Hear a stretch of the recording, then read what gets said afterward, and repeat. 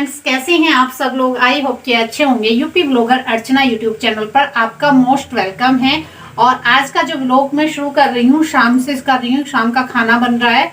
दाल मैं इधर चढ़ा दी है, मतलब छोंक रही हूँ दाल। और आज ये शाम से मैं क्यों शुरू कर रही हूँ, क्योंकि आज मुझे एक रेसिपी बनानी है जो मैं आपके साथ शेयर करना चाह रही थी। रेसिपी क्या है, वो है गोंद के लड्डू की रेसिपी, जो मैं आज आपके साथ शेयर करूंगी। कितने सिंपल वे में आप बच्चों के लिए गोंद के लड्डू बना सकते हैं और सभी को वो पसंद आएंगे। तो इसलिए मैं शाम से व्लॉगिंग शुरू कर रही हूँ। मैंने सोचा पहले खाना बना लेती हूँ, उसके बाद वो रेसिपी मैं आपके साथ शेयर करूंगी गोंद के लड्डू की। तो अभी मैं दाल छोंक लेती हूँ। मैंने छोंक डाल दिया है। लहसुन और प्याज मैं डाल चुकी हूँ और टमाटर अभी मैं डालने वाली हूँ। अभी टमाटर डाल दूंगी।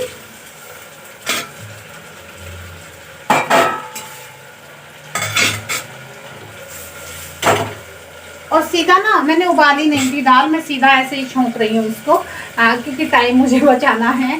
खाना खिलाने के बाद तब मैं वो रेसिपी बनाऊंगी, क्योंकि किचन ना फैल जाती है और फिर इसको पूरे समेट के खाना। और यहाँ पर लड्डू बनाने की तैयारी मैंने शुरू कर दी है। और इसमें कढ़ाई में ना मैंने डाल दिया है देसी घी। ये घी येलो है, तो ये गाय का घी है, इसलिए इसका कलर येलो आपको दिखाई दे रहा होगा। ये घर पे जो मैं घी तैयार करती हूँ, जो दूध हम लेते हैं उससे जो मलाई निकलती है, उससे घर पर तैयार किया हुआ घी है। अगर घर का घी है तो आपकी रेसिपी और भी टेस्टी और मतलब ये कह लीजिए स्वास्थ्य के लिए बहुत अच्छी और बहुत हेल्दी रेसिपी बनेगी। क्योंकि मार्केट का पता नहीं किस तरीके का घी आता है, कैसा आता है, मिलावट है। तो आप अगर घर का घी यूज़ करते हैं किसी भी रेसिपी में, तो वो बहुत ही ये आपके स्वास्थ्य के लिए लाभदायक होती है। तो देखिए यहाँ पर मैंने ये 250 या 300 ग्राम के आसपास घी कढ़ाई में मैंने डाल लिया था। और देखिए घी जब मेल्ट हो जाएगा उसके बाद आगे का प्रोसेस शुरू होगा। चलिए घी को मेल्ट होने के बाद हम देखते हैं आगे हमें क्या करना है। घी मेल्ट हो गया है, उसके बाद ये देखिए कुछ ड्राई फ्रूट्स हैं जो हम इसमें फ्राई करेंगे। उसमें सबसे पहले हैं ये जो होते हैं ना खरबूजे के बीज हैं, बादाम हैं और हैं ये काजू। और ये 200 ग्राम के आसपास हैं। और 100 ग्राम खरबूजे के बीज हैं और 200 ग्राम बादाम हैं और 200 ग्राम ही ये काजू हैं। तो इनको हम इस घी में फ्राई करेंगे। और ये है गोंद, और ये गोंद भी 200 ग्राम ही है। और इस गोंद को आप जब मार्केट से लेके आते हैं, इस तरीके का ये होता है, तो इसको सुखा लेना। अगर ये थोड़ा सा इसमें मॉइस्चर होता है तो ये अच्छे से भुनता नहीं है। और ये हैं 2 से 3 गोले, यानी कि नारियल सूखे हुए। तो इनको भी हम मिक्सी में पीस लेंगे। तो सारा ये जो भी है ड्राई फ्रूट्स हैं या गोंद है, सबको हमें घी में फ्राई करना है। और ये हैं मखाने। तो आप इन ये 250 ग्राम है, लेकिन मैं 200 ग्राम के आसपास ही इसमें डालूंगी, ज़्यादा नहीं डालूंगी, बचा लूँगी इसमें। तो 200 ग्राम के आसपास ही सारी चीज़ें हैं। तो ये बहुत अच्छा, बस इसमें जो सूखा हुआ नारियल है वो कुछ ज़्यादा है। तो सभी इन जो भी इंग्रेडिएंट है ना, इनको इस घी में हमें फ्राई करना है। और किस तरीके से फ्राई करना है वो भी मैं अभी आपको बताऊंगी। ये घी हो गया है मेल्ट, और उसके बाद हमें क्या करना है, सबसे पहले जो फ्राई करना है, हम फ्राई करेंगे गोंद को। और गोंद को फ्राई करने के बाद फिर हम जो हमारे ड्राई फ्रूट्स हैं ना, उनको हमें फ्राई करना है। तो थोड़ा थोड़ा हम डालते रह जाएंगे गोंद। और देखिए कितनी अच्छी तरीके से हमारा घी जो गर्म हो गया है, मतलब इसमें से आपको दिख रहा होगा धुआं निकलने लगा है। घी ना बहुत अच्छे से गर्म होना चाहिए। अगर घी कम गर्म होगा या आपका घी स्लो फ्लेम पे आप गर्म करेंगे, फुल फ्लेम पे आप गर्म कीजिए और पूरा गर्म होने के बाद तब आप गोंद को भूनना स्टार्ट कीजिए। कम गरम घी में गोंद अच्छे से भुनता नहीं है, फिर वो दांतों में चिपकता है। तो ये आप हमेशा ध्यान रखें, ये एक ट्रिक है। गोंद तभी भूने जब घी आपका पूरी तरीके से, अच्छी तरीके से उसमें से धुआं निकलने लगे, अच्छी तरीके से वो बहुत अच्छी तरीके से, मतलब पक जाए घी तो आपका ऑयल। तो ये मैं इसी तरीके से सारे गोंद को ना थोड़ा थोड़ा डाल के भून लूँगी। देखिए मैंने एक बार का डाल दिया था, उसी एक एक मुट्ठी डालना है हमें, उसी तरीके से इसे चलाते हुए भूनेंगे। ये इसका भूनने का तरीका है। तो गोंद को हम सारे को भून लेते हैं, फिर आपसे मिलते हैं।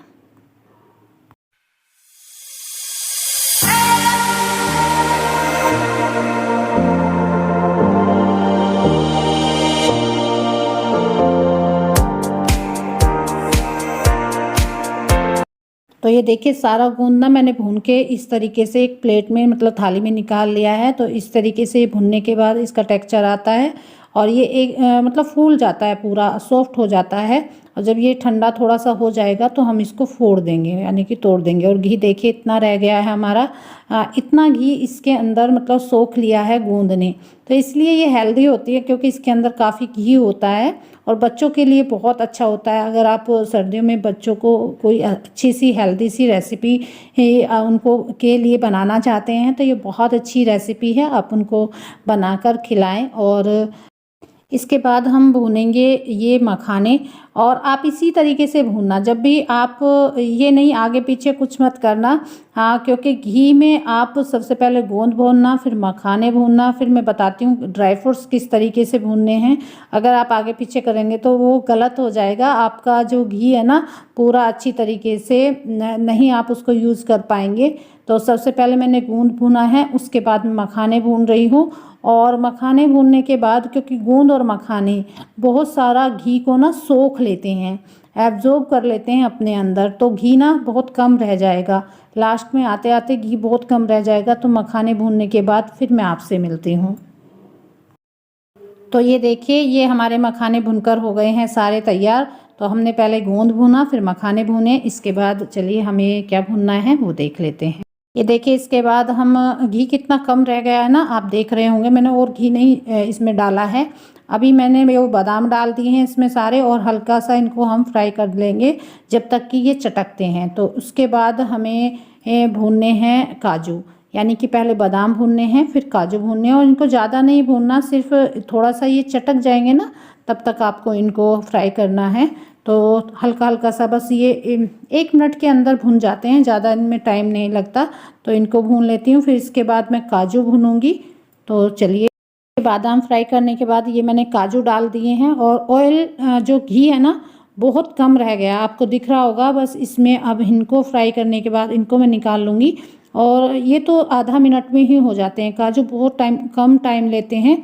और घी देखिए आप देख रहे होंगे कितना कम घी रह गया है, यानी कि हमारा जितना भी हमने घी 300 ग्राम के आसपास हमने यूज़ किया था वो सारा हमारा मतलब हमने लिया था, सॉरी, वो सारा ही यूज़ हो गया है और थोड़ा सा ही घी इसमें बचा है। इसके बाद हमें क्या करना है, जो थोड़ा सा ये घी बचा है ना तो इसमें हमें जो डालना है वो डालने हैं। तो ये देखिए ऑयल ये अभी गर्म है, फ्लेम मैंने कम कर दी है। 2 चम्मच अजवाइन ली है मैंने, उसको मैं हाथ से क्रश कर रही हूँ और इस घी में मैंने डाल दिया है अजवाइन। अजवाइन के बाद हम इसमें डालेंगे खरबूजे की गिरी, और गिरी डालने के बाद तुरंत हम उसको ढक देंगे क्योंकि ये गिरी ना चटकती हैं। तो इसीलिए मैं कह रही थी आगे पीछे नहीं करना है। गिरी अगर आपने शुरुआत में ऑयल में डाल दी है ना तो आप दिक्कत हो जाएगी, वो निकलेंगी नहीं। तो ये मैं देखिए गिरी ना भुन गई हैं, चटकना ये बंद हो गई हैं। बस हम इनको अब निकाल लेंगे, ये आराम से निकल जाएंगे क्योंकि घी बहुत कम है तो इसको हम आराम से निकाल लेंगे। तो ये गिरी भुनने के बाद इनको निकालने के बाद मैं इसमें जो कढ़ाई में ऑयल बचेगा ना, थोड़ा बहुत भी घी बचेगा उसमें हम डाल, एक गिरी निकालने के बाद इसी कढ़ाई में मैंने डाल दिया है आटा। आटे को मैं भून लूँगी और इसको लगातार चलाते हुए भूनना है, मतलब इसको ब्राउन जब ये हो जाएगा, इसमें से एक खुशबू आने लगेगी आटे की, तब तक हमको ये भूनना है। और अगर आपको ज़्यादा घी डालना है तो इसमें आप घी भी डाल सकते हैं, वरना आप उसी घी में जो इस कढ़ाई में है उसमें आटा भून लें। आटा हमारा भुन गया है, इस स्टेज तक आपको भूनना है। देखिए ये कलर इसका इस तरीके का हो गया है। इधर सारे ड्राई फ्रूट्स जो मैंने रखे थे भून के और फ्राई करके वो भी मैं आपको दिखा रही हूँ। ये सबसे लास्ट में बता रही हूँ, बाद में ही भूनने हैं, जो मैंने कटोरी में निकाली है गिरी और उधर गोला रखा है। इन सबको ना मैं थोड़ा सा ना दरदरा करके मिक्सी में एक एक राउंड नहीं, बस थोड़ा थोड़ा हमें चलाना है, बस ज़्यादा इनको बारीक नहीं करना। गोले को अच्छी तरह बारीक करके पीसना है और इन सबको हमें हल्का दरदरा ही पीसना है, चाहे वो बादाम हो, मतलब एक राउंड जैसे हल्का सा करते हैं ना, तो उस तरीके से हमें करना है। तो इनको सबको मैं ग्राइंड करने के बाद फिर मैं आपसे मिलती हूँ। और जो ये गोंद है ना, इसको हम कटोरी से दबा दबा के फोड़ लेंगे थाली में ही। इसको हम मिक्सी में ग्राइंड नहीं करेंगे। गोंद जो इधर रखा है ना, इसको हम मिक्सी में ग्राइंड नहीं करेंगे। वो किस तरीके से करना है मैं अभी आपको बताती हूँ। देखिए, गोंद को ना हम कटोरी से मैं दबा रही हूँ इस तरीके से, और पूरे गोंद को ना फोड़ लेंगे। इसको मिक्सी में नहीं चलाना, ज़्यादा बारीक हो जाएगा।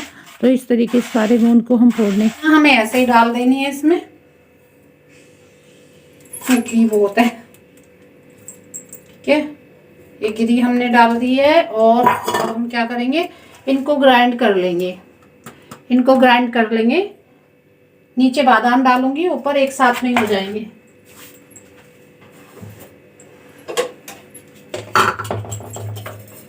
ये मिक्सर जार लिया, उसमें नीचे बादाम डाले,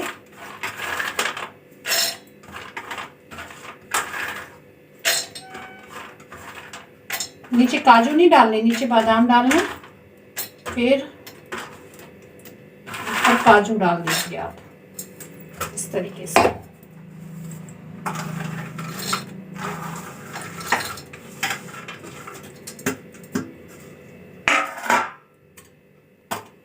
इनको ग्राइंड कर लेंगे मिक्सी में। ये देखिए, हमें ना इस तरीके से मोटा मोटा ही ग्राइंड करना है, ज़्यादा बारीक नहीं। काजू और बादाम मैंने इस तरीके से ग्राइंड करके ये भी इसमें डाल दिए। अब देखना है, ये तरीके से ग्राइंड कर लेंगे। कुछ मैं ऐसे साबुत डाल दूंगी। ग्राइंड होने के बाद ये कुछ इस तरीके के लग रहे हैं। तो सारे मखानों को हम इसी तरह ग्राइंड कर लेंगे, और थोड़ा मोटा मोटा ही मैंने किया है लास्ट में। और ये देखिए, गोले को मैंने कस लिया है। वो गोले ना मेरी मिक्सी में ना पीसे नहीं थे, मतलब वो ग्राइंड नहीं हो पाए थे। तो मैंने जो मोटे मोटे पीस थे उन्हीं को कद्दूकस कर लिया है। तो अगर वो पीस जाए तो अच्छी बात है, मिक्सी ने धोखा दे दिया बाद लास्ट में आके। तो यहाँ पर मैंने जितने मुझसे हो सके उतना ही गोला मैंने कस लिया है, कद्दूकस कर लिया है। तो ये सारा मटेरियल अब हम एक बाउल में, बड़े बर्तन में लेंगे और मिक्स कर लेंगे। जितना भी हमने पीस के तैयार किया है, बस जो खरबूजे की गिरी है वो नहीं पीसनी है हमें, और गोंद को हमें फोड़ना है। तो सब हमने देखो पूरा मटेरियल एक जगह मैंने मिला लिया है। जितना भी भुना था, पीसा था, सबको मैंने, गोंद हो चाहे ड्राई फ्रूट्स हो, सबको एक जगह गोले को मिला लिया है। उनके रखा था ना, वो भी हम इसमें अब धीरे धीरे डालेंगे, मतलब पूरा नहीं डालेंगे, थोड़ा थोड़ा डालेंगे। वो मैंने आधे किलो के आसपास आटा भुना था, लेकिन उसमें से भी मैंने बचा लिया था। जब इसमें डाला था ना, वो आटा बचा लिया था। अब इसमें आटा डालना है, हमें बूरा डालनी है, यानी कि जो पिसी हुई चीनी होती है ना, वो हमें डालनी है। तो देखिए, ये कुछ इस तरीके का ये सारा मटेरियल भुनने के और पीसने के बाद या ग्राइंड होने के बाद हो गया था।